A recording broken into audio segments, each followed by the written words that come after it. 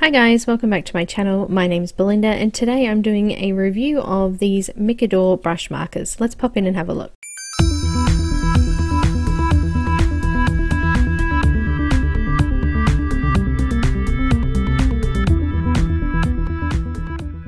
Thanks for joining me again.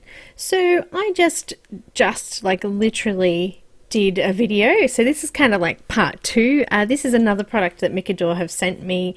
They are another set of brush pen markers, so I've done the video in fast speed just so you can sort of check out the colors and things like that. I've done a color swatch chart like I did in the first video as well. So I think I actually did mention in that video that I felt that if they were going to make more, that they should do some lighter colors. So this is a pastel set, but I do believe that they need a full range. What do you guys think? Let me know in the comments below anyway. I just wanted to go through these with you again, just show you the same things that I showed you in the first video. I have popped the little card up in the top right hand box. There's a link to my Patreon. There's also a link to the previous video as well, so you can watch that one and see what you think of the original set. So again, I'll put the color chart in the description below as well, with all of the Micador links and anything that I felt needed to go in there. It'll be all down in that description box there as well. So these were exactly the same style and product as the basic set.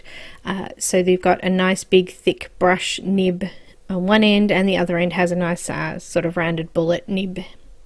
It was great for doing the calligraphy style writing because of the brush pen on it. It is a large brush pen, so you're not going to get into a very small area with them, but it was absolutely beautiful to write with.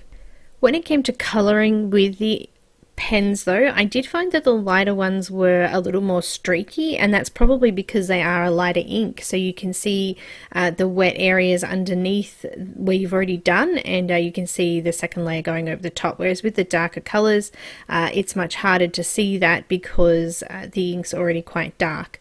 I did just find that if you're a little bit more careful with them and you did the colouring a little bit more deliberate, you couldn't see those marks as much. When it dried off, it wasn't quite as I guess apparent, because obviously the ink underneath is also dried, and you couldn't see those sort of streaky marks or layers. If you were using these as your lightest colour and then you were going over it with the darker colour, I think they would work really well.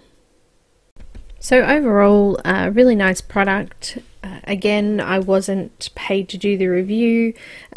This was sent to me by them, yes, but it was an honest review, and I don't have affiliate links or anything like that with them either, so just something that they've asked me to review for them. So I hope you enjoy the rest of this video. I do at the end, just on a scribble piece of watercolor paper, I've just scribbled. Literally, it was like a scribble pad next to my desk when I was doing some watercolor, and I've just gone over it just to show you how you can draw over it and make patterns and things like that and use it for detail. If you want to see more of that, it is in the other video as well, so I did a little bit more than I did in this one, but that's everything I have for you. So guys, if you haven't subscribed already, please do so, and click on the little bell if you want notifications when I upload new videos. You can follow me on Instagram, Twitter, Facebook, and also come and join my Facebook group if you like. Don't forget to check the description out, and also my Patreon page up in the top corner there. Thanks again so much for watching, and I will see you in the next video.